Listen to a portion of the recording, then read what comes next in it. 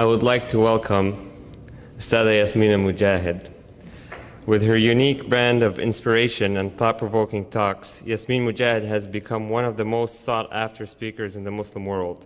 After graduating with a master's in journalism and mass communications, she has pursued a career in writing. Yasmin worked as a writing instructor at the Cardinal Stritch University and a contributor to the Huffington Post. She has a great success in her debut book, Reclaim Your Heart, which was released to a critical acclaim. Currently, she is an instructor at the Al-Maghrib Institute. Please help me in welcoming Ustada Yasmin Mogahed.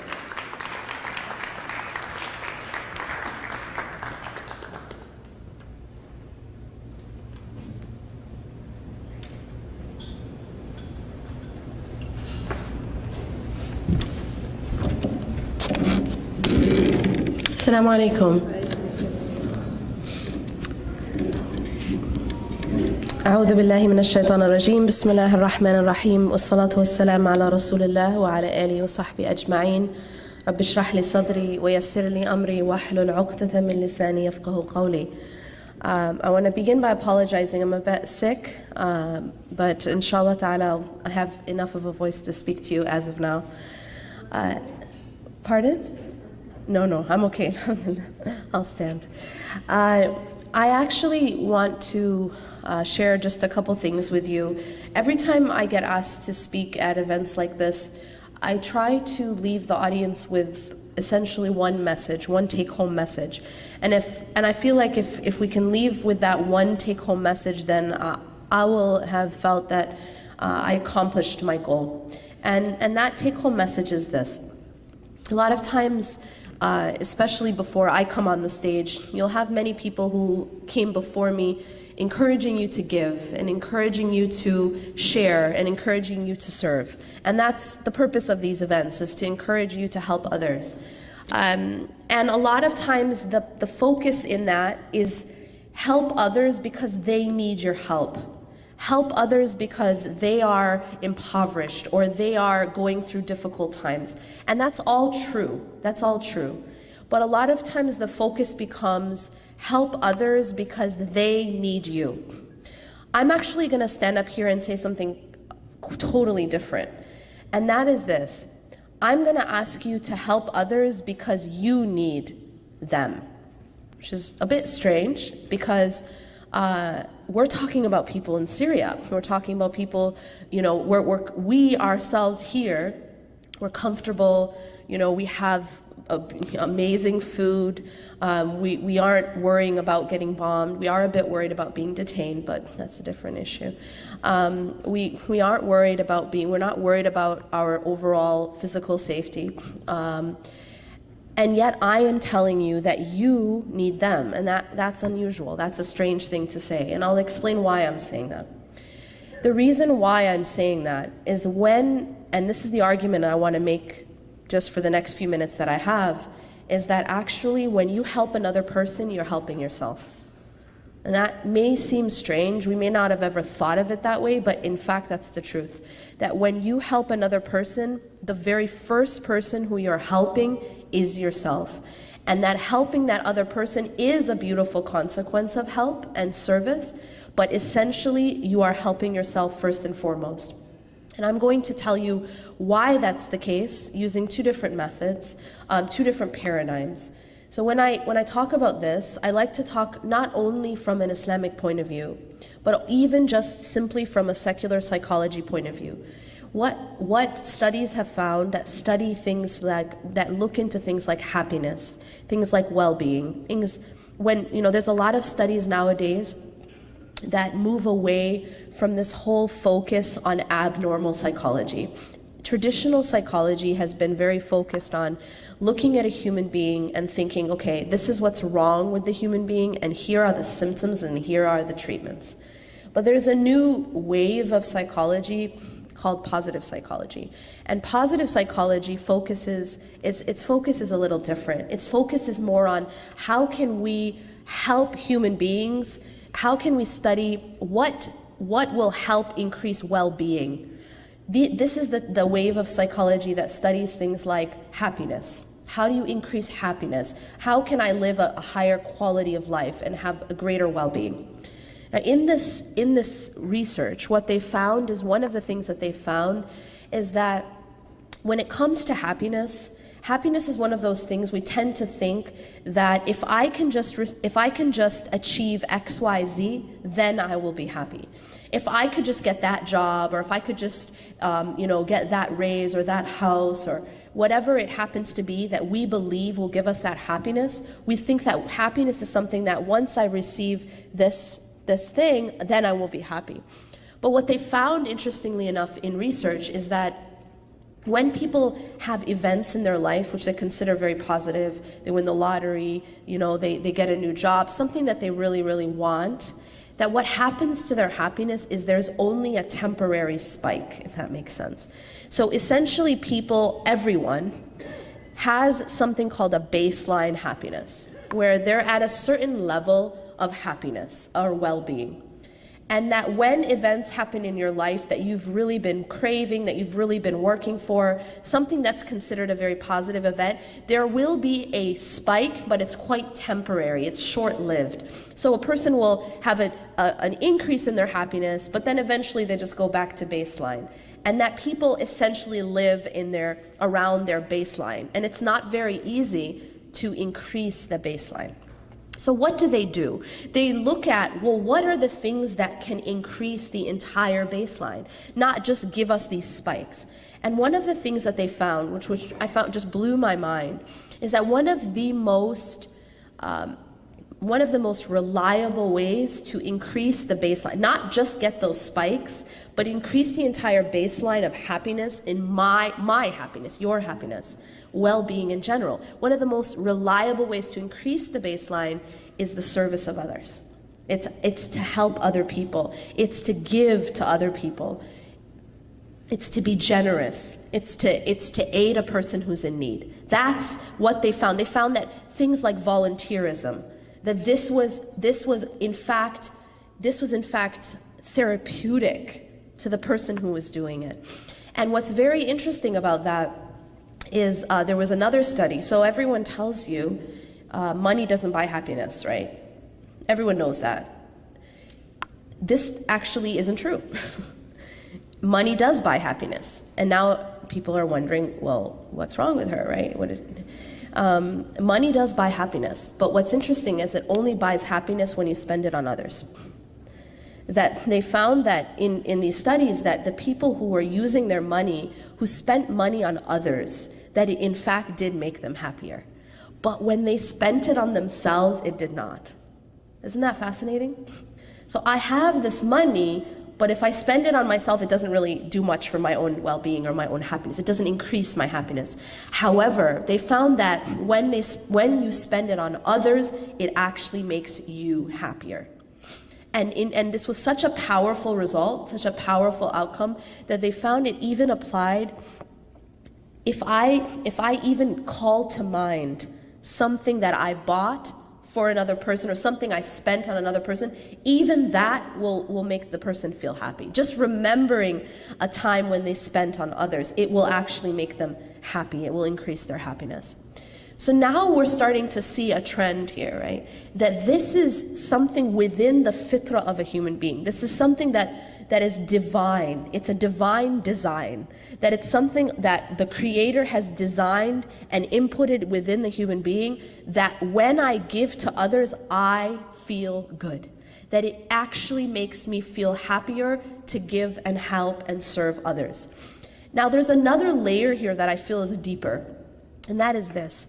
Anytime there is a design within a human being, obviously we know by the Creator, a design within a human being is because Allah, the Creator, God, whatever you call the Creator, intends for us to have a certain outcome. That's why He designed it that way.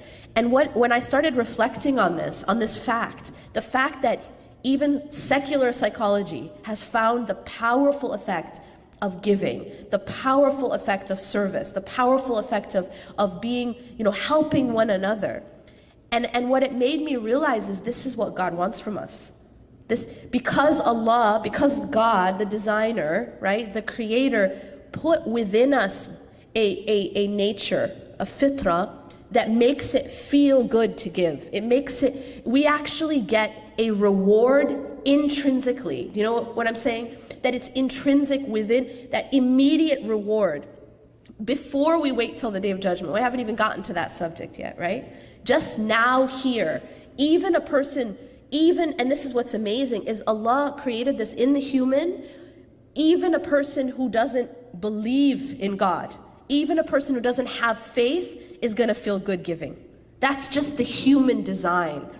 And what that shows us is how much God loves us to give and serve one another. Because He designed us that way. He designed us to actually get pleasure from giving, to get that intrinsic reward when I serve others. And that just blew my mind. That's one of the only ways to increase your baseline happiness.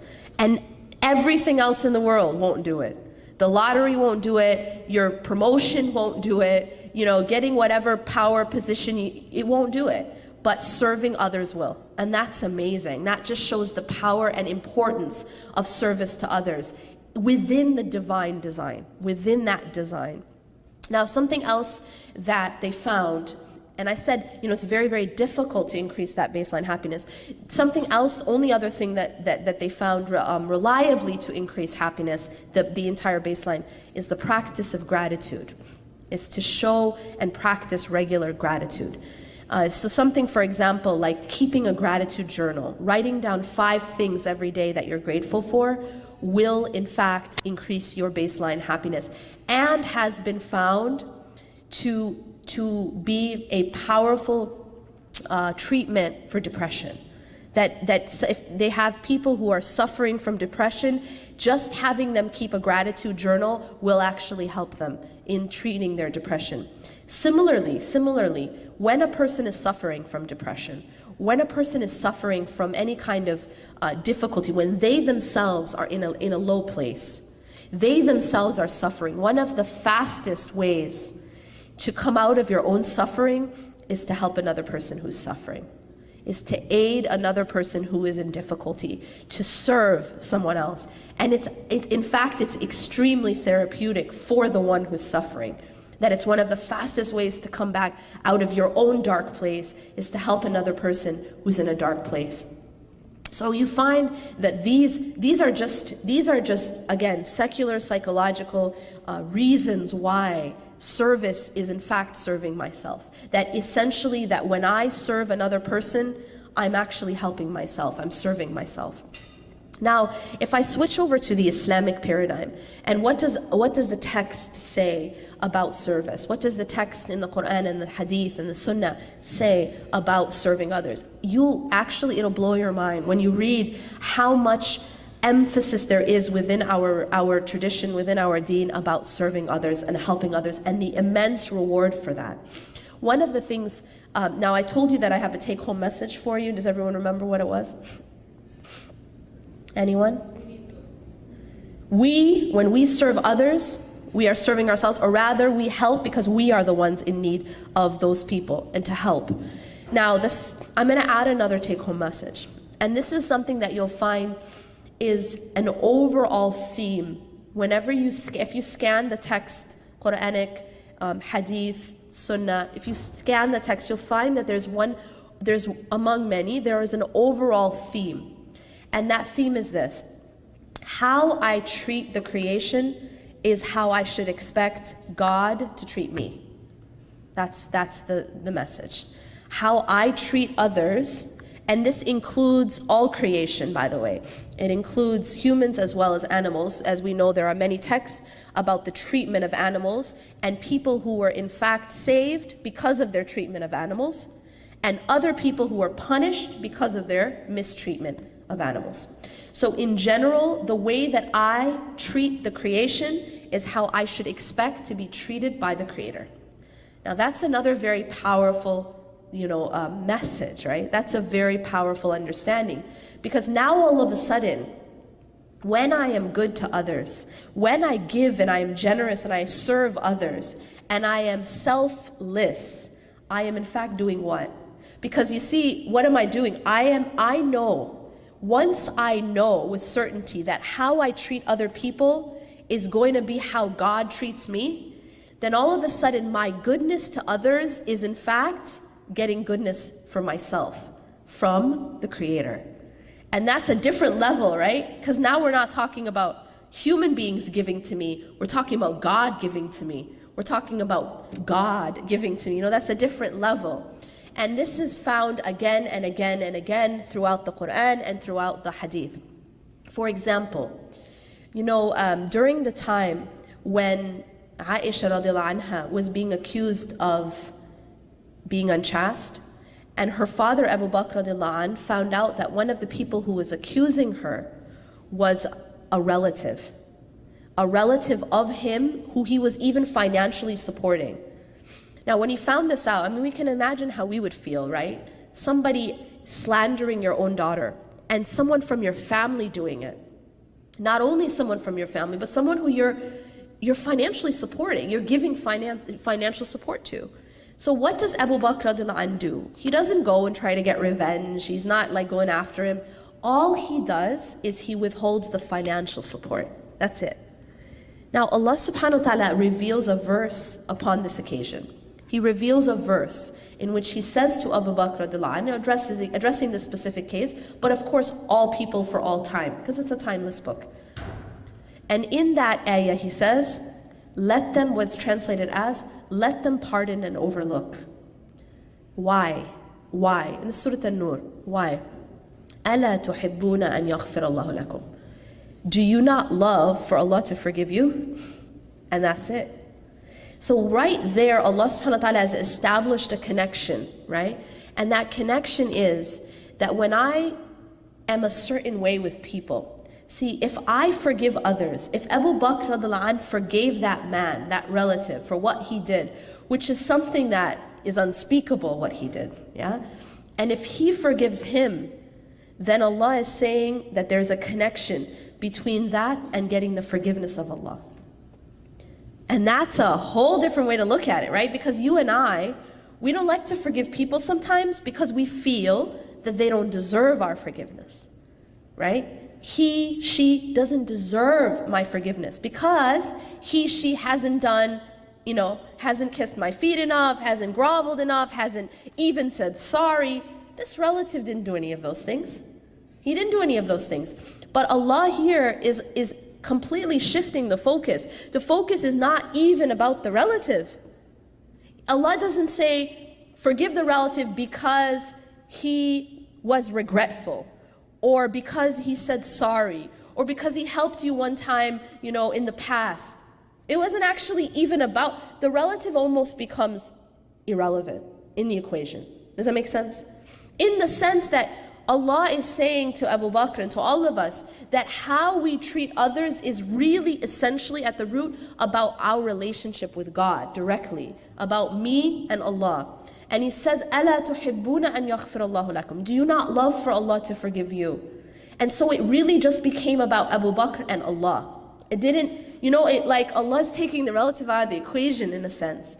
It's really a vertical transaction between me and Allah. It's not horizontal. It's not just me and the creation, but that the creation and how I am with the creation becomes a means to get my relationship with God. And that's really, really very mind-blowing. It's very, very, it changes the way we interact. Because now it's no longer, you see, if I expect that my return will come from above, then I no longer expect it or wait for it from the creation. What this creates is a people who are generous, a people who are giving, a people who are serving of others, a people who are forgiving. Why? Because we know that our pay, in a sense, we know we're getting paid, but by who though? By Allah. When you're working in like a corporation or something, and maybe suppose you're working in customer service or something like that. You're dealing with customers, but the customers aren't the ones paying you, right? You don't get your pay from the customer. So how do you treat the customer even if they're terrible to you? Has anyone worked in retail? Exactly. You know that the customer's always right. The customer is always right. Like, you have to treat the customer absolutely 100%. You have to treat them in the best way. Why? Is it because they're going to pay you at the end of the call? You don't get a cent from the customer, in fact. Or at the end of the transaction, you don't get anything from the customer. And yet, why do you continue to give them the best treatment? Because you want to get paid at the end of the month. And you don't want to get fired. It's not because you like the customer. It's not because the customer likes you. And it's not because they're going to pay you anything. They actually give you nothing. You get paid by the boss. And you know that how you are with each customer is going to be reflective in how much you get paid at the end of the month. And sometimes you might get bonuses. Why? Because you're really good with customers. Makes sense. And this, on a much higher divine scale, is how Allah is with us in the creation. That how we are with these customers, as you put it, other people, other creation, is reflective in then how Allah pays us. We get paid from Him. And Allah subhanahu wa ta'ala has an account that's infinite. Makes sense? He doesn't run out. He doesn't run out of payment. He doesn't run out of blessings and mercy. And there's a hadith that actually says this, that says that those who do not show mercy to those on the earth will not be shown mercy from the one in the heavens. That Allah will not show mercy to a person who doesn't show mercy to people. And so what we always have to keep in mind is this.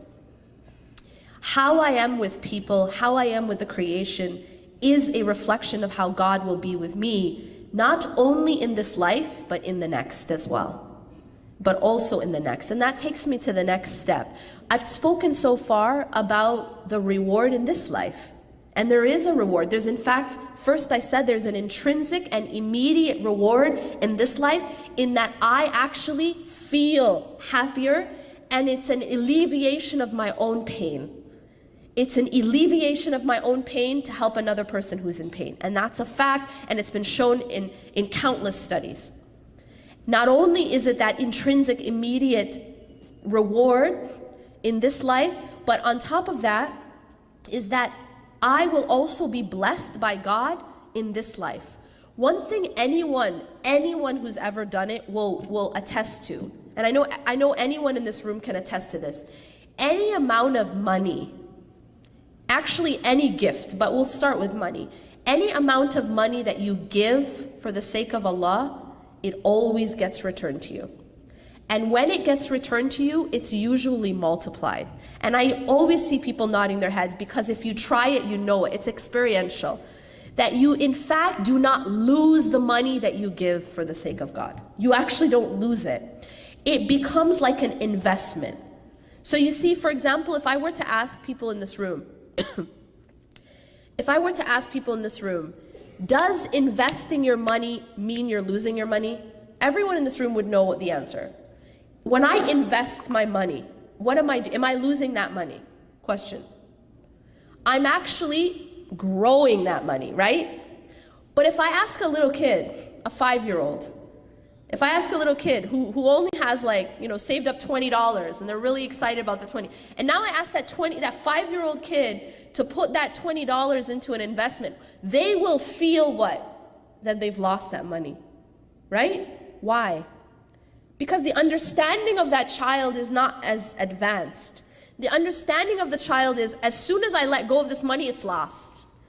Now, why am I saying that? Because some of us, we sort of have the spiritual understanding of the 5-year-old. That we think sometimes that when we give money for the sake of Allah, we're losing it. And that's why it's hard to give. That's the reason. Because no one wants to lose. No one wants to lose. But the reality is, it's in fact an investment. It's that we're investing that money. We're not losing that money. There's a very powerful lesson that the Prophet ﷺ taught us through an incident that happened with Aisha radiallahu anha. What happened was, one time when he was out, she had donated, there was like a lamb or a goat. And what happened is, when he returned, she told him that I gave all of this animal for the sake of Allah, and I only just kept your favorite part for us. And you know what? His answer was so deep. He said, in fact, we've kept the part you gave. And we've just lost the part you kept. Does that make sense? I'll repeat that. What he's teaching her is that the part that she gave for the sake of Allah is the part they're keeping. Because there's no loss in what you give for the sake of Allah. There's no loss. It's just an investment. It's an investment that gets return manyfold, just as investments do. That's the whole point of investment. It doesn't just come back as you gave it, but it comes back multiplied. So he says to her that the part that you gave is what we kept. And the part that we kept is what we lost. And that's powerful. That's very powerful. We see this exact message in the Quran when Allah subhanahu wa ta'ala tells us, after, in the Quran, what Allah does is He makes oaths. What do you and I do when we want someone to really believe us? We want to really emphasize something we're about to say. What do we say as Muslims? Wallah. Wallah, or I swear, but in Arabic, wallah, wallahi or wallah. What you've done, you've put a waw in front of Allah, which means you're swearing by God. That's what wallah means. Okay, so when we want to emphasize something, we say wallah or wallahi. Allah subhanahu wa ta'ala also makes oaths by His own creation. And so you'll find in the Quran, وَالشَّمْسِ وَضُحَاهَا, this is an oath by the sun, and etc. And there's many different verses where Allah makes an oath. In one of the ayahs, in Surah Al-Asr, Allah subhanahu wa ta'ala makes an oath by time. And if you actually study the surah, it's just 3 ayahs, but scholars say within these 3 ayahs you can understand your whole deen. Very, very powerful ayahs. Allah makes an oath by time. After making this oath, وَالْعَصْرِ إِنَّ الْإِنسَانَ لَفِي خُسْرٍ, indeed, mankind is in a state of loss. Indeed, mankind is in a state of loss. See, the nature of this life is that we're always losing things. It's an existence that's passing away, right? What are we losing? We're losing time, we're losing health, we're losing our abilities, we're losing beauty. Everything is slowly deteriorating, right? We move towards aging, we move towards sickness. This is the nature of dunya, right? There's nothing you can do about it. No matter how much plastic surgery you get, no matter how many ageless creams you use, you can't stop it from happening, right? And so Allah is telling us this reality. But here's something so powerful. Allah then says that there's an exception. After saying, وَالْعَصْرِ إِنَّ الْإِنسَانَ لَفِي خُسْرٍ, indeed mankind is in a state of loss, overall universal loss, right? Then he says, إِلَّا. إِلَّا means except. So now there's an exception to this rule of loss. There's an exception. Who are those who are exempt? The exception, إِلَّا الَّذِينَ آمَنُوا, except those who believe. إِلَّا الَّذِينَ آمَنُوا وَعَمِلُوا الصَّالِحَاتِ, and do righteous deeds. See, iman by itself, faith, a lot of times people, they